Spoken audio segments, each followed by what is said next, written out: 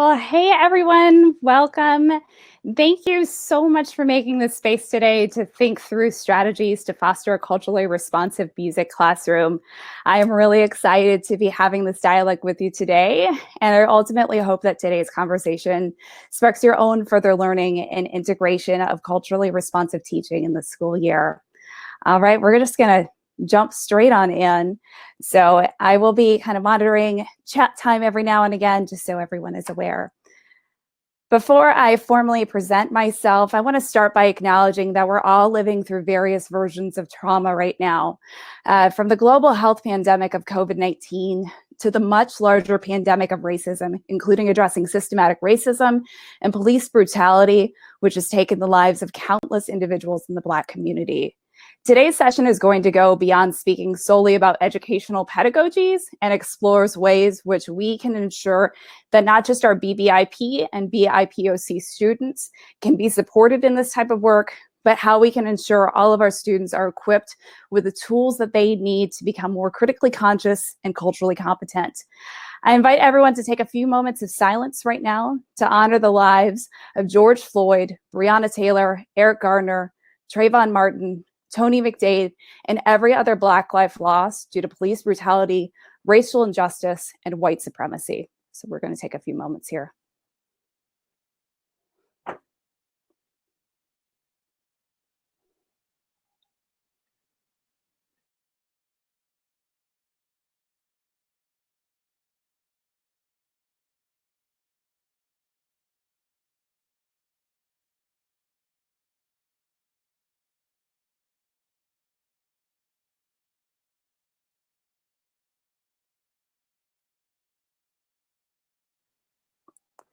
Thank you so much for taking a few moments of vulnerability there and to say all of those individuals' names and every life lost. To begin, my name is Ashley Shabankare. I use she and her pronouns, and you can see how I pronounce my last name on the screen. I am a New Orleans-based musician, music educator, and music education and creative economy advocate.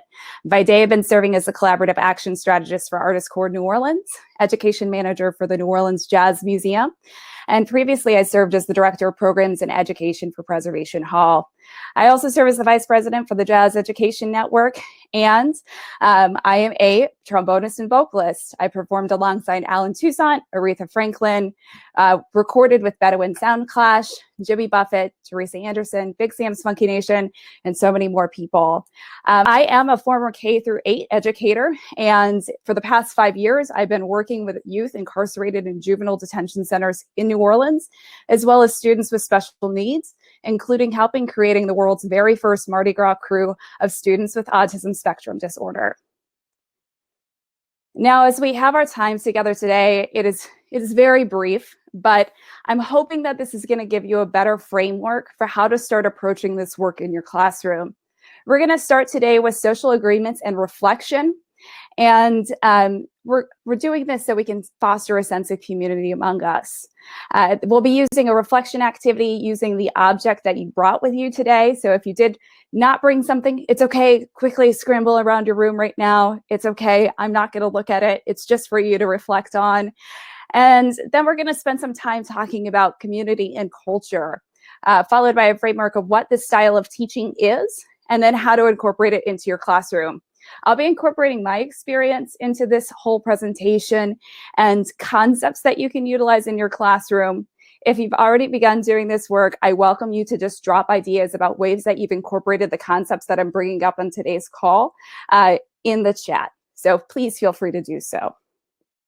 And so jumping right on in, we have our lines of inquiry, but before we do that, I want to get a quick temperature check. So I'm going to put a poll on the screen. So take a moment here. There is going to be a poll on your screen right below the chat. This is just so we can get a quick temperature check of the room as I'm going through what lines of inquiry are. So our lines of inquiry for today are that we are really trying to see who we are serving within our respective communities. More specifically, who are our stakeholders inside and outside the classroom, what culturally responsive teaching is, and why we should incorporate this style of teaching in our classroom, And then how do we apply it within our classrooms? So that is kind of where we're looking at today. I'm going to give this a few more seconds before I officially end the poll. I'm really appreciative of all the feedback that is going into the poll right now. Again, these are our lines of inquiry for today. And so I'm just going to give it just about a couple more seconds here in terms of our poll. All right, I'm going to stop the poll now. So I'm seeing that about half of y'all are familiar with the concept of culturally responsive teaching, but you haven't introduced it into your classroom yet. 31% of you are already utilizing it within your classrooms. That's great. But for those of you that are new to this, I'm very excited to share with you in this time as well. So thank you so much for participating in that poll.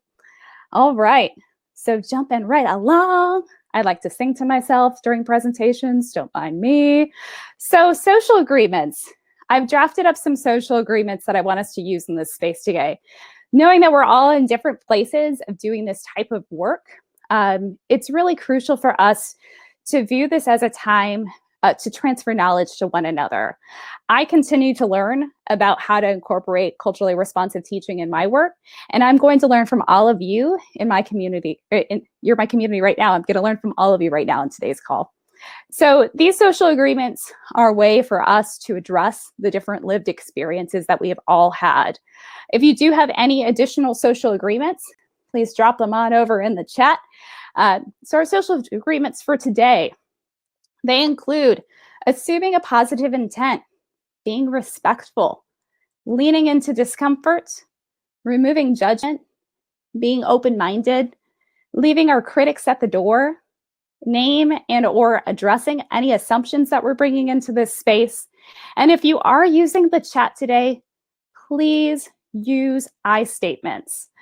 So please, please, please, I statements. We cannot speak for other individuals' experiences.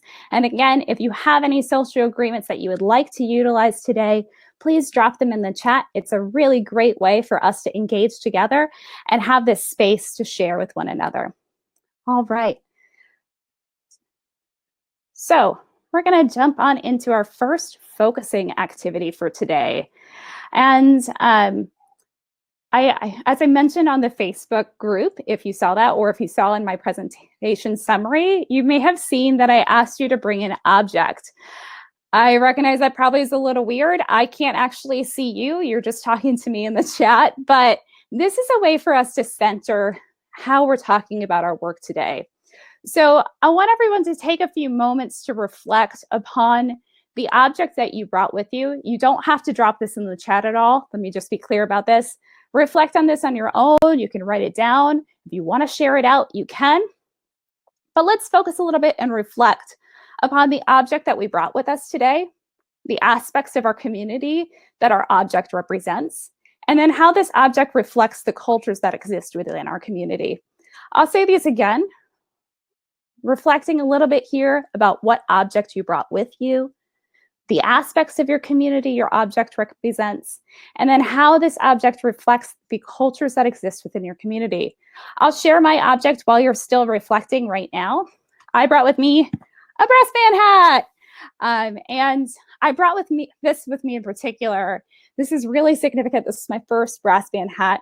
And it really represents to me the musical cultures that are here in New Orleans and the musical communities. In particular, it represents our culture bearers. It represents the methodology of the way that you present yourself at brass band gigs, how our music is an oral tradition that's passed on from generation to generation.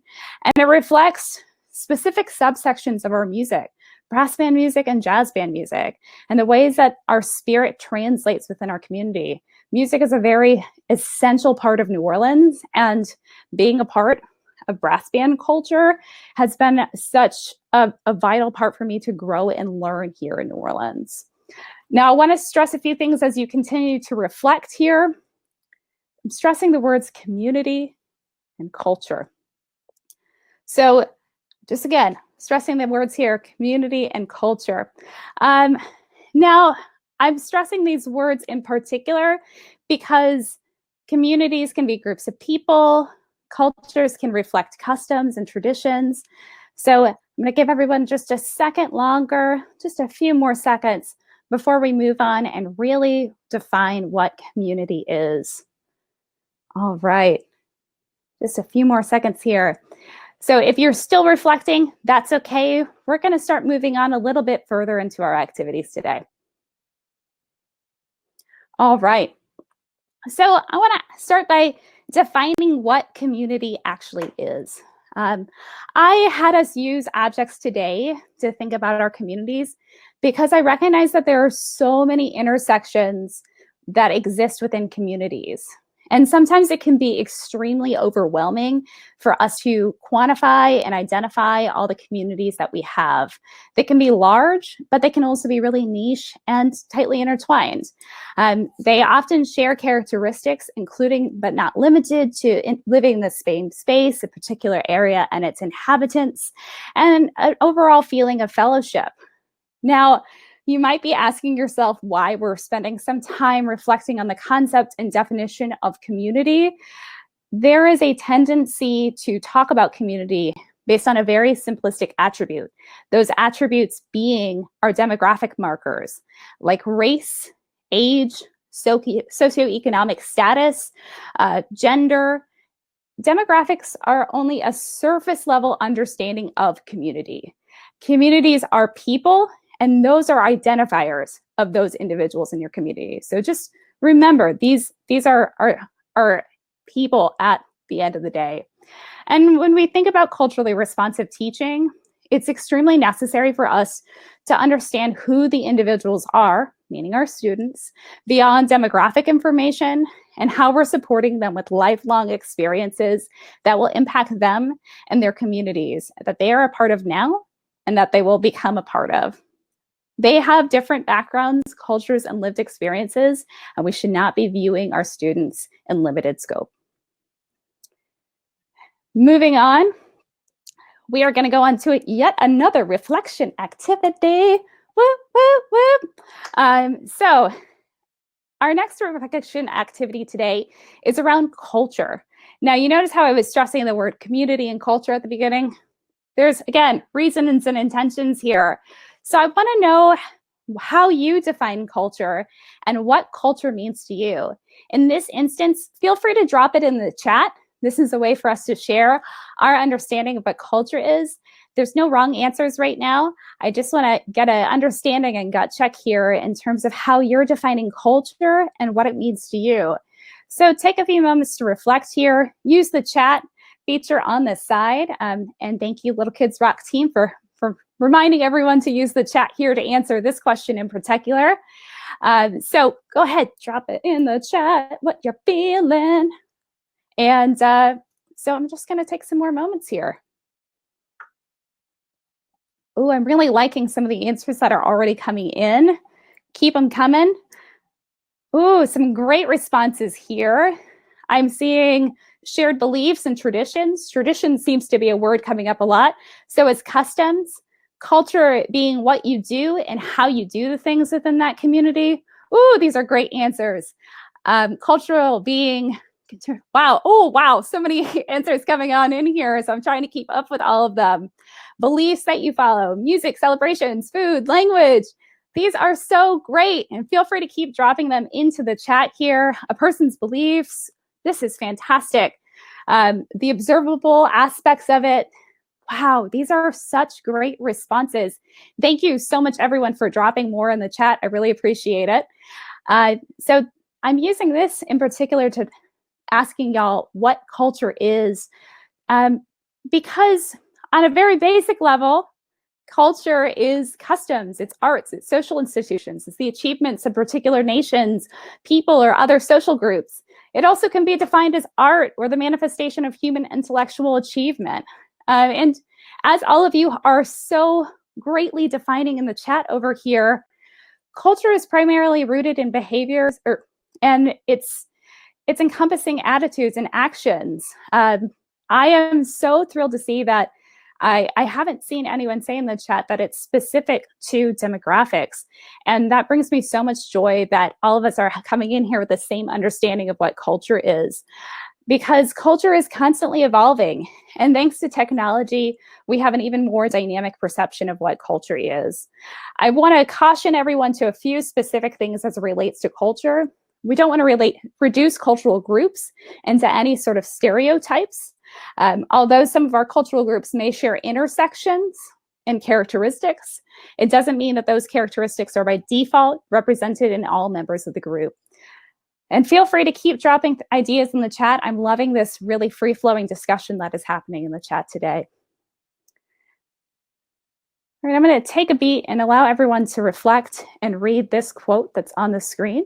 Baruti Kafele came up with this quote here, and I'm happy to read it out loud too. Cultural responsiveness is such an essential aspect of the learning process. It is absolutely unavoidable and indispensable because at the end of the day, the children have to be able to see themselves in the lessons they are teaching and see the relevance of what they have learned after the dismissal bell rings at 3 o'clock. Taking a little moment to reflect here. So with this quote in mind, really setting the tone of us jumping into culturally responsive teaching. The framework of culturally responsive teaching was popularized by Dr. Gloria Ladson-Billings in the 90s, and it was referred to as culturally relevant pedagogy. Specifically, this is a pedagogy of opposition. It's specifically committed to collectively, not merely individual empowerment.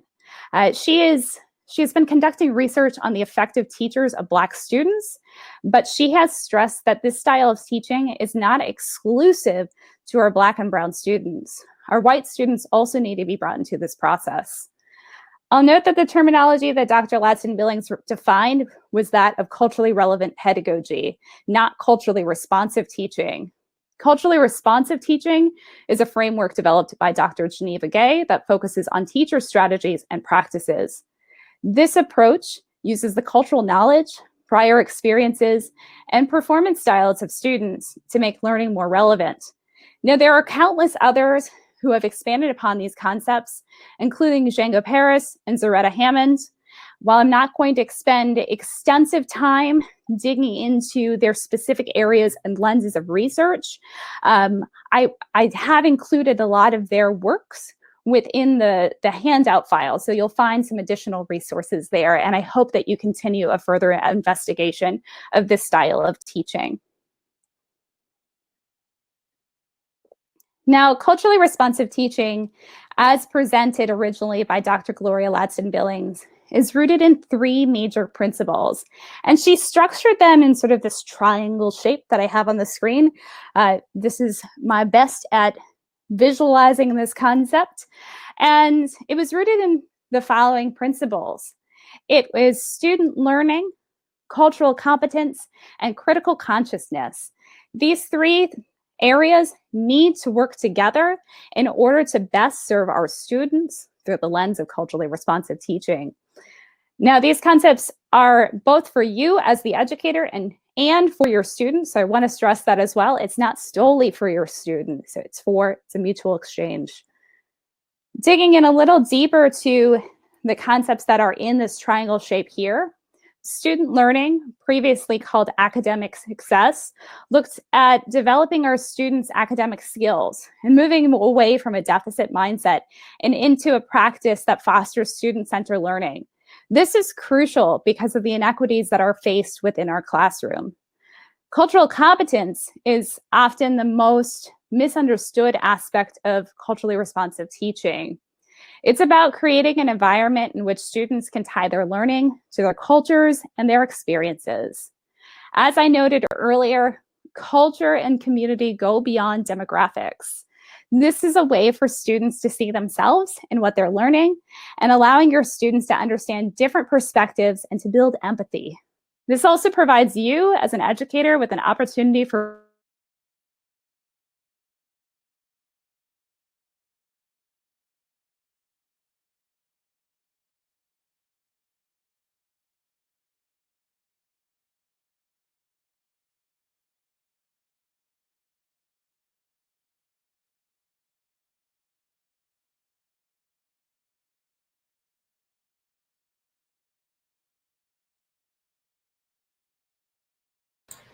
Hey, Ashley, I think you're frozen. I don't know if you want to reboot real quick or check your internet connection.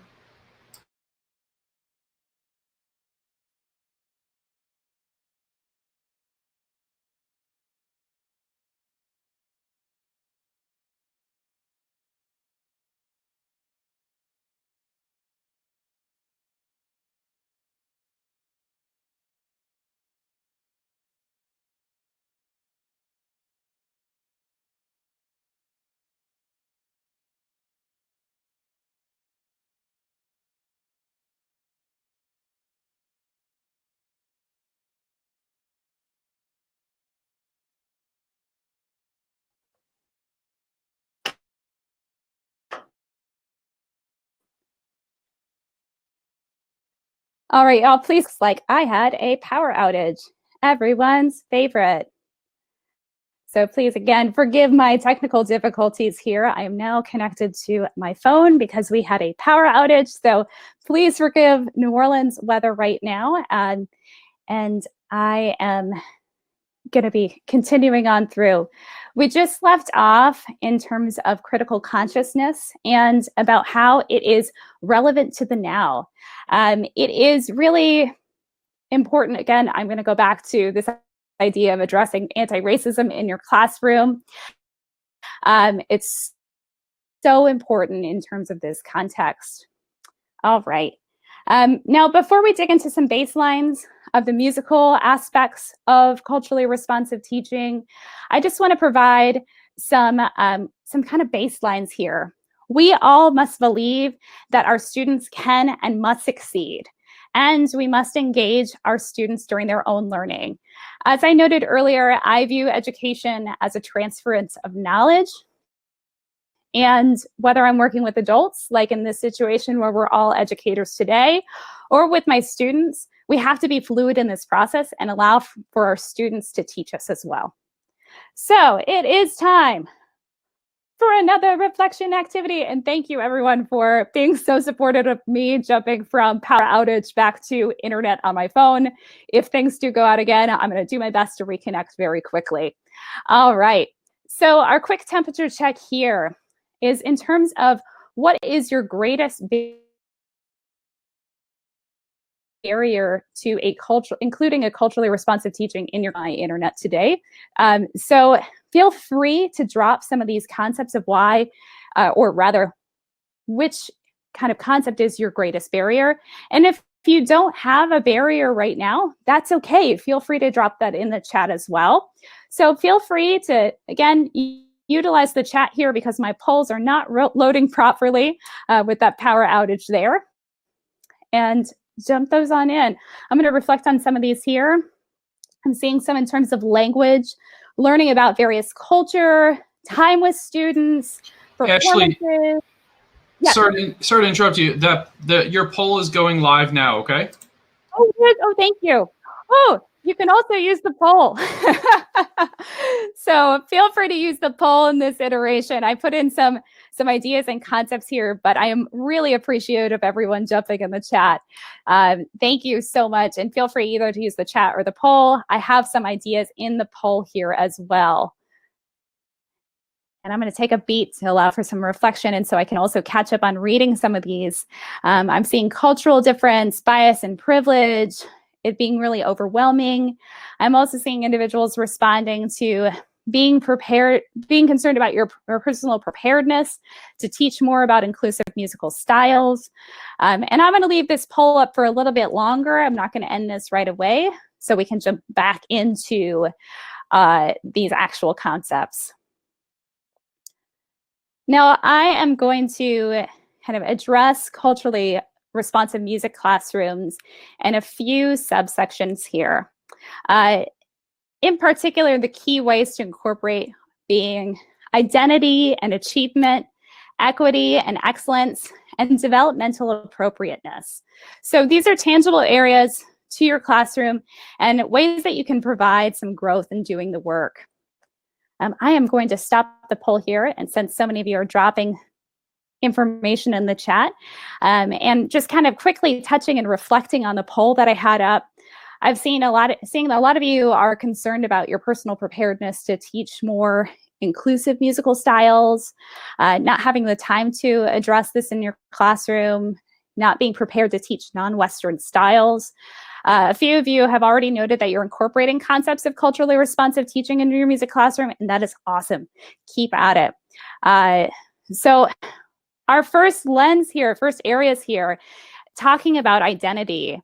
So as an educator, this includes reflecting on your own personal experiences and biases and bringing that into your work. It also includes getting to know your students. Your students are your key stakeholders in your classroom, and you should see them as individuals. So my very, very first ideas and concepts are learning how to pronounce and spell your students' names and learning about your students' cultural references. I'm going to dig in a little deeper here into saying their names. So we will be going into an activity here, but first I'd like to show a video, and I'm going to give a shout out just because I don't see my videos after my great power outage. So I'm going to wait for help. Awesome, thank you. My name is Michelle Tui Ngọc Duong. My name is Francis Deloso. My name is Edgar Nacom Camarena. I hear Duong, Duong, Dong. They sound like Francis, but they spell it. Sometimes they hear it as like my sister's name, as with an E, and I have it with an I. I actually heard Camarena. They don't really pronounce the R. My name is Jason Wing. Most people pronounce my name like Nguyen, but it's actually pronounced Wing. My name is Jerry Ricks, Jerri. They normally put a Y at the end instead of an I. Fernando Escobar. They say Fernand, like Fernando, but it's actually Fernando. Hi, my name is Kashmir Perez. Usually people mistake my first name for Kashmir. They add an E at the end and instead of a K, they put a C. My name is Kaylani Ferraz. They say Komani, Kiwani. Hi, my name is Cynthia Hernandez. Everyone spells it wrong pretty much. No one has spelled it right. Not even my mom, she spells it wrong too. My name is spelled Cinthtya.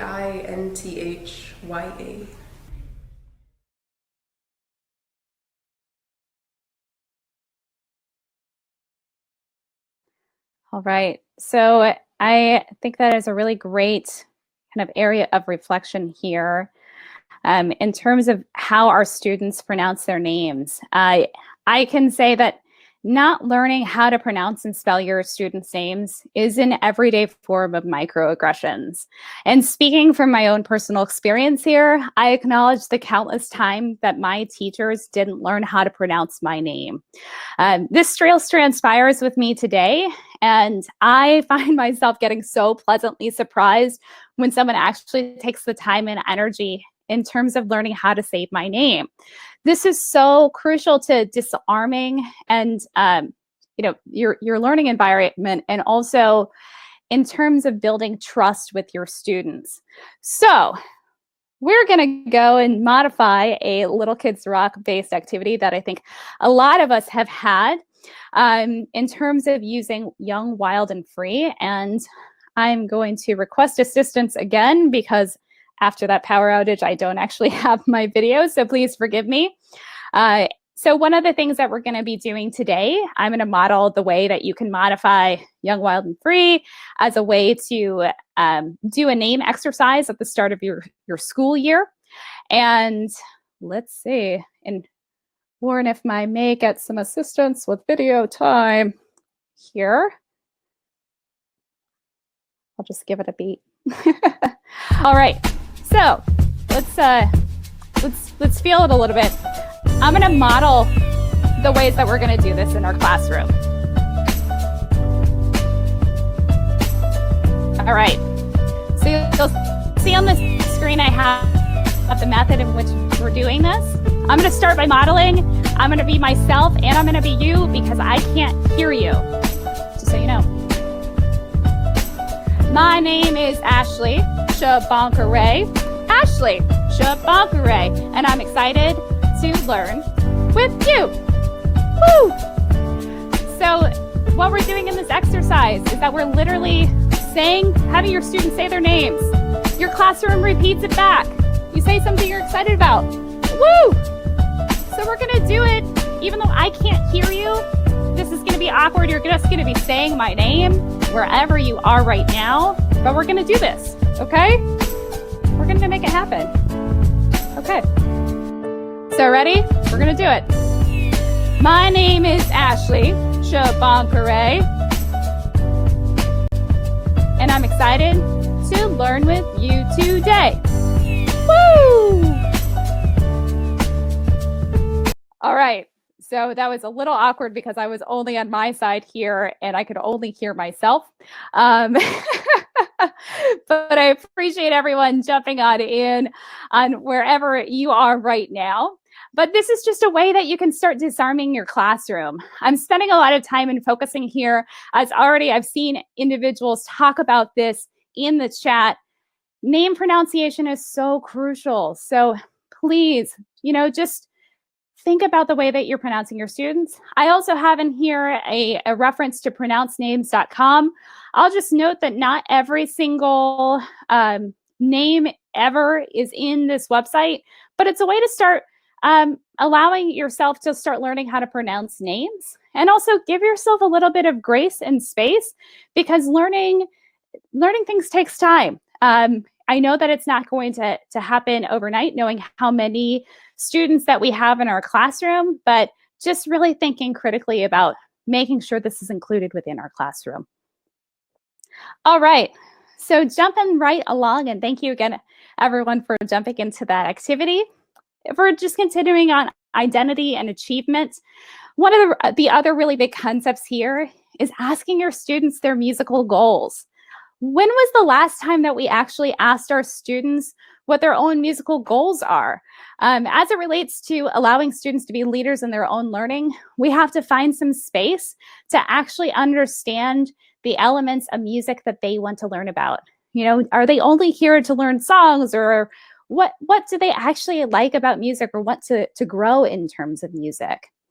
The other aspects here is inviting students to be leaders in their own learning.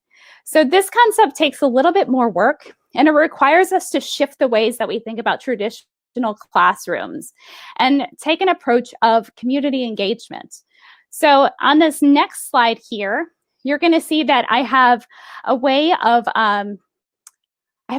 kind of framing out here community engagement.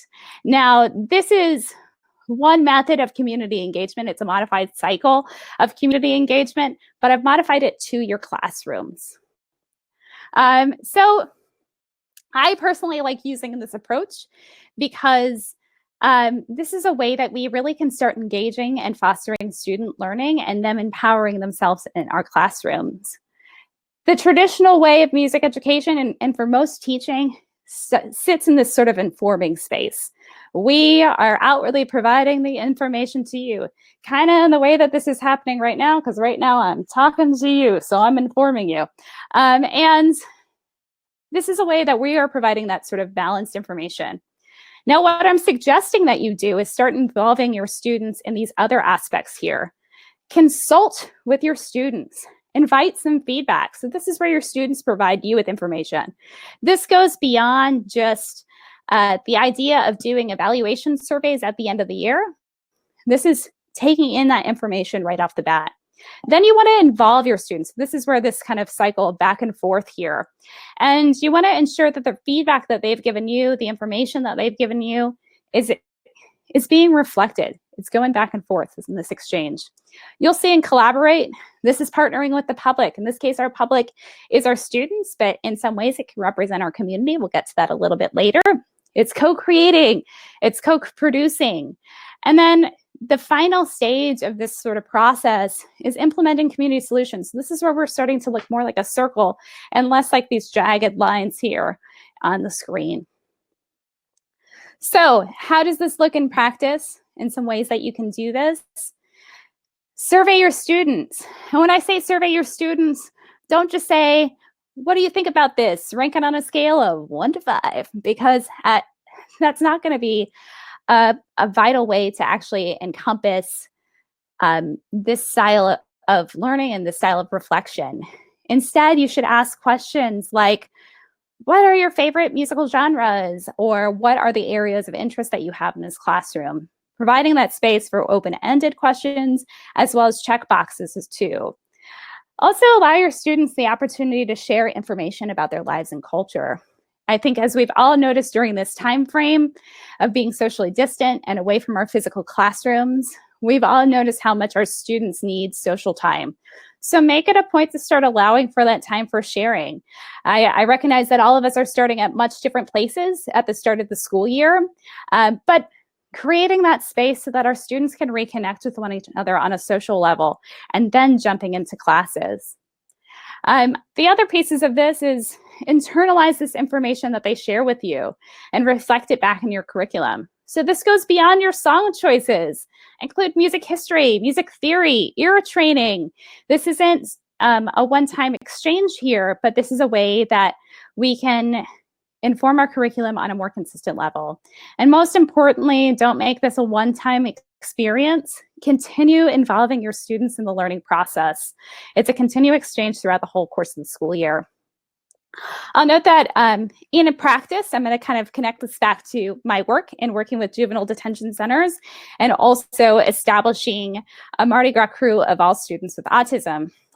In working with students in juvenile detention centers, I started out, before I had even brought an instrument into the building, to start surveying all of my students, meet them where they were, and understand a little bit more about what interests them. So it was a really interesting process for me when I first did this in this sort of space, because they had never been used to the idea of choices. And so some of the questions we asked and talked about was their favorite artists, their favorite style of music, the areas that most excited them. And being in New Orleans, I also included things on my list of questions like bounce music and hip hop, brass band music, drum lines. You would be amazed at how many students told me that they wanted to be just like Nick Cannon in drumline, as well as how I learned about so many artists during this process. And I actually got to learn way more information about the music that they were listening to and involving myself in youth culture. And so we really started out doing a lot of this, and ultimately our program ended up being a program centered in, we had one program that was digital audio, and then we had another program that was brass band music. I am going to be putting up a little bit of an audio clip. I'm going to share my screen briefly in terms of playing a few clips from my students. They all made their own beats. They were all particularly interested in creating beats so that they could rap or in other instances find other kind of related ideas for expressing themselves in their writing. So let me turn my screen share on here into my Chrome tabs. All right, so I am sharing some music here. I'm just going to briefly play some clips here of our students' music.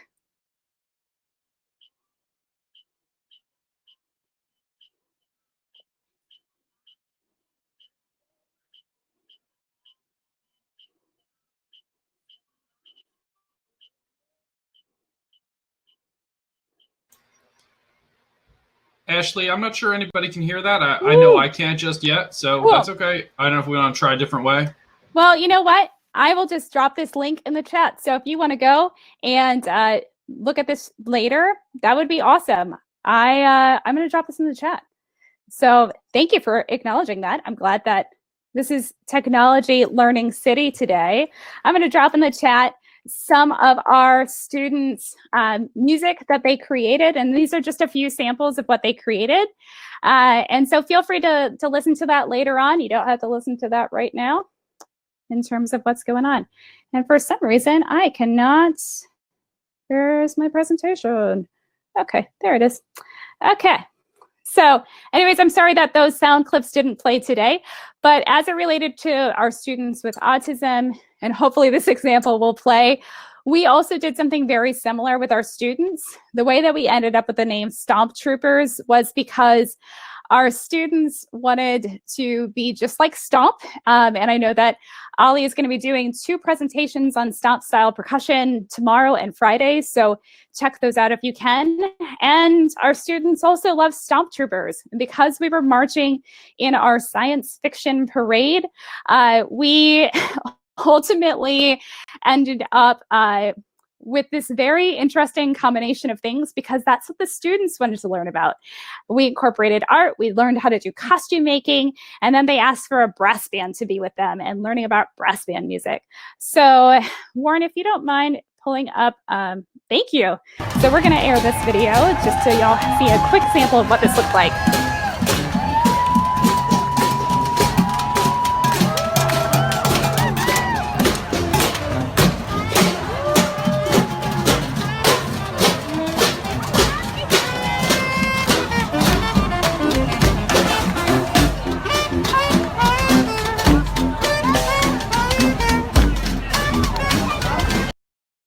So as you can see, that it was their own thing, and it's Mardi Gras time. So these sorts of situations are a little bit different, but it was about our students embracing themselves, embracing creating their own noise and their own structure.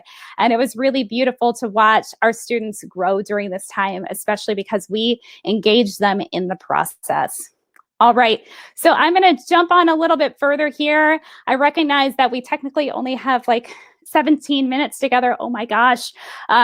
So I'm going to keep on pushing through with all of our topics here today.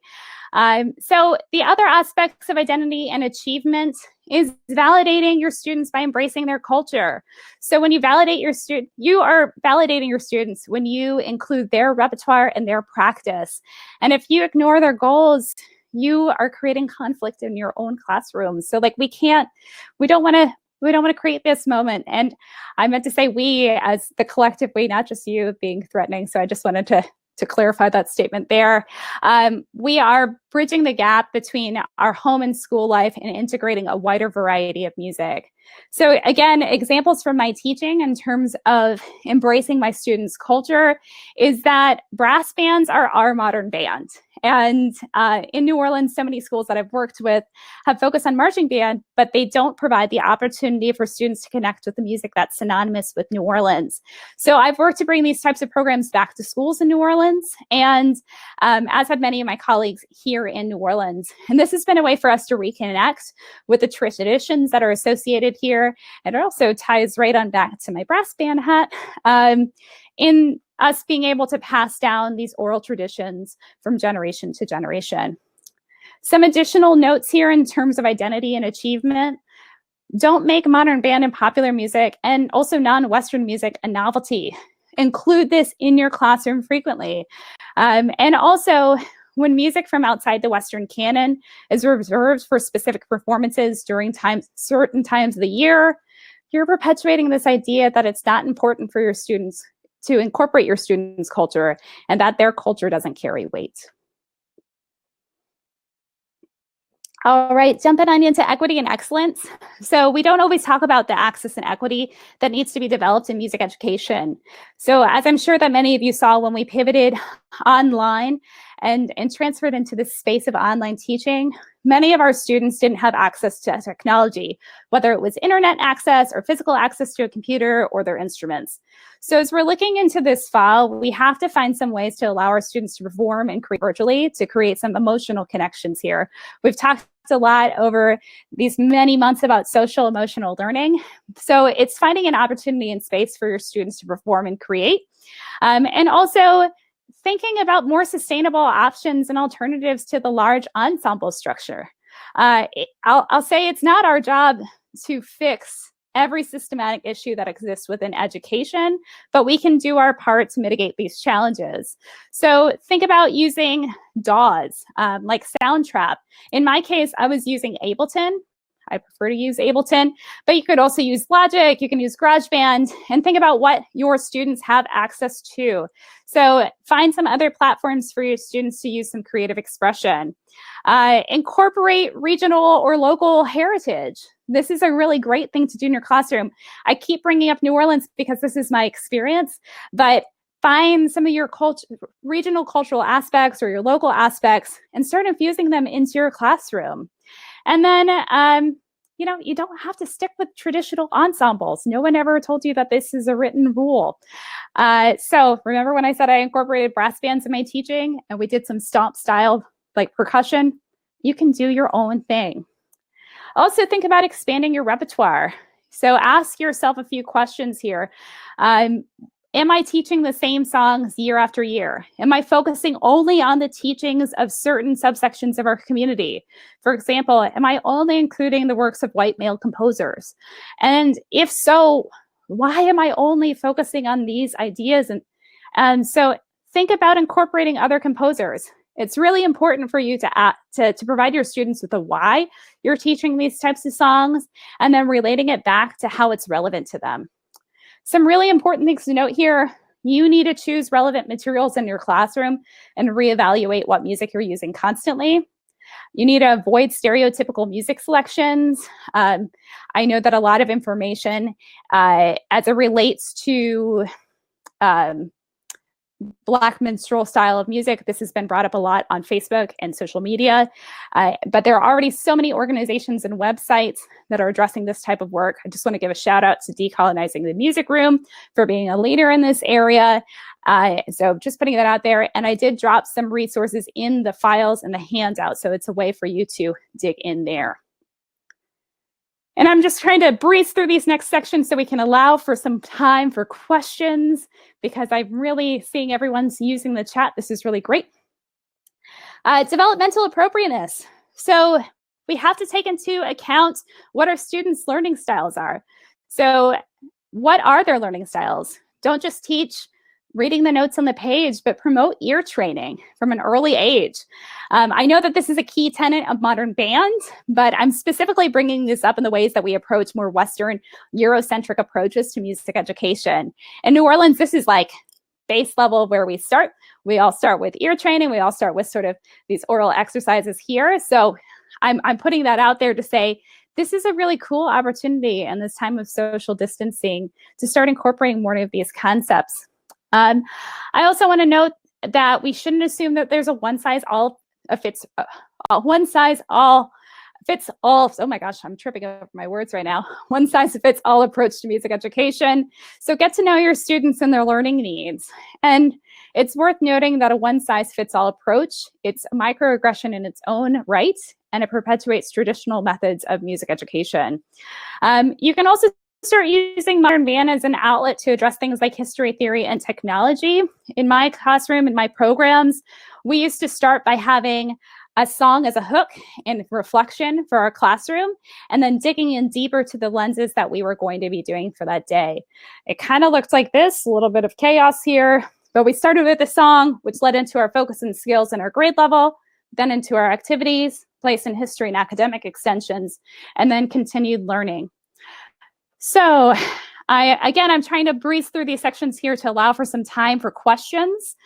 So let me get through my last few slides, and then we'll jump on into questions because I already see some questions coming into the chat. Then this other aspect here, a really important question here, or rather not question, really important concept here is community. So invite your community to work with your students, especially where you have blind spots in your own understanding of culture. Find ways to invite community members into your classroom. There are plenty of nonprofits and community organizations who employ teaching artists and artist educators who are representative of your cultural communities. Invite them to join you for a single class or for a series of classes, especially in the time of COVID-19. This is a great way to reconnect with your students and their communities. So I just want to put that out there. This is to your classroom community. And some final thoughts. You don't have to become an expert on all cultural forms. I just want to say that you don't have to become an expert, but you do have to understand your students' cultural identities. So This is a space for you to reflect on your own culture, how it influences your teaching. As a reminder, culturally responsive teaching isn't a one activity sort of model in your classroom. It's an overall change in mindset. It's moving from assessing your students on what they have to what they know. So when we listen to our students' most proximate needs, we end up doing better work together. So I am actually going to open up the floor for questions now. So you can use the chat feature or the speak feature. I have already linked in the files my handout for today, and this is going to be, this whole recording and session will be up online on the Little Kids Rock page for us to restream and rewatch. So you're going to be able to download the quote as well.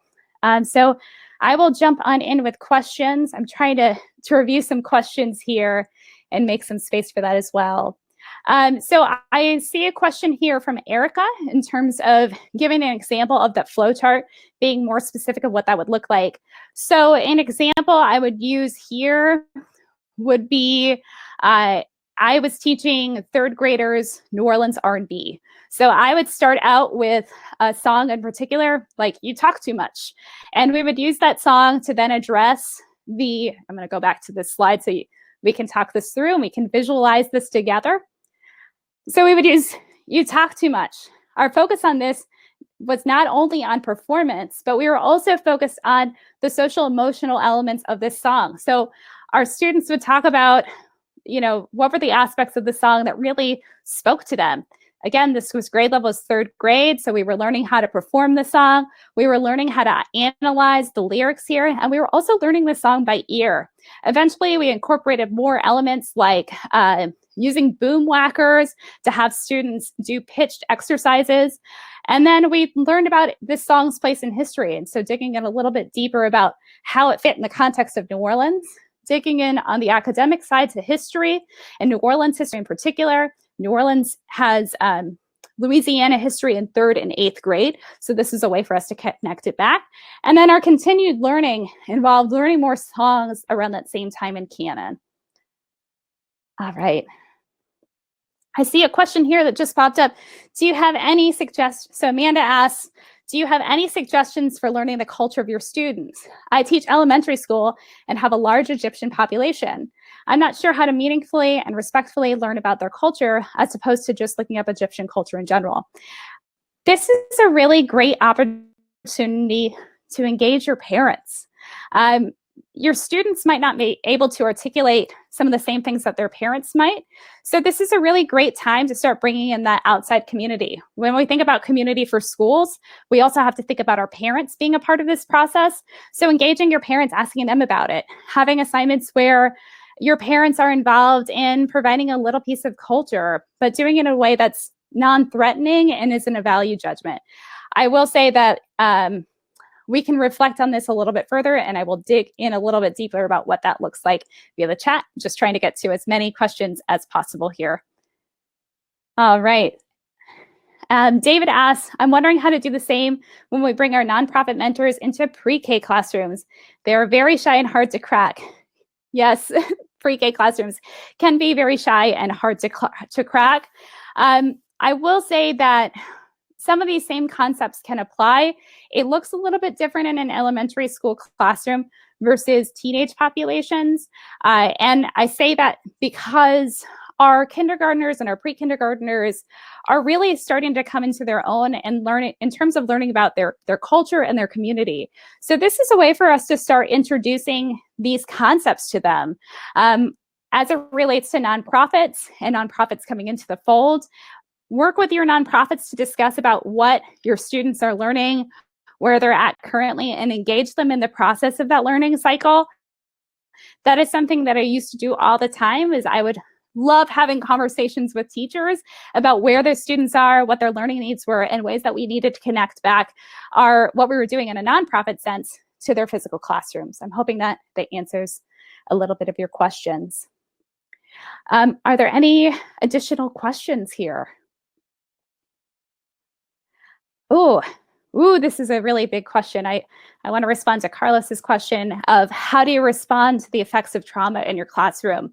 This is something that, especially when I've been working with juveniles in juvenile detention centers, all of my students had a very, very large amount of trauma.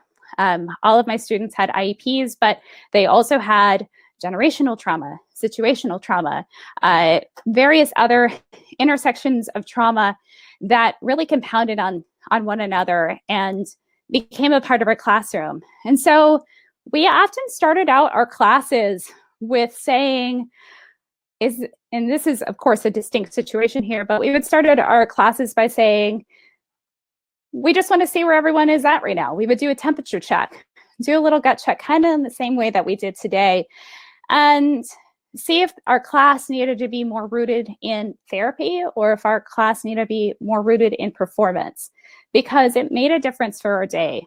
And we would allow our students the opportunity to just talk if they needed to talk. We allowed opportunities, and at times we would sit in silence together, and we made space for our students.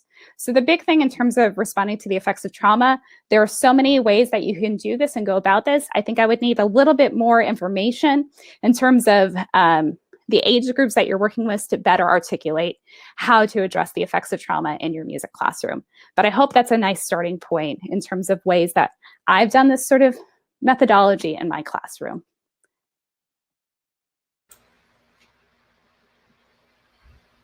I hear some audio here. Warren, are you telling me that I have a minute left?